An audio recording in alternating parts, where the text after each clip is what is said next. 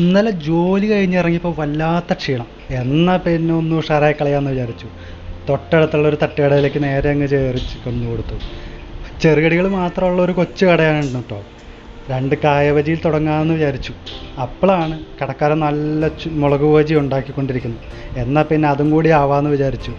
ചെറിയ മഴയും ചൂടും അങ്ങനെ എല്ലാം കൂടെ ചേർന്ന് ചൂടുള്ള നല്ല മുളക് ബജി അങ്ങോട്ട് തട്ടിയപ്പോൾ ഉണ്ടല്ലോ, ആകെ മൊത്തത്തിൽ ഉഷാറായിരുന്നു കേട്ടോ. സംഭവം കിടുക്കി.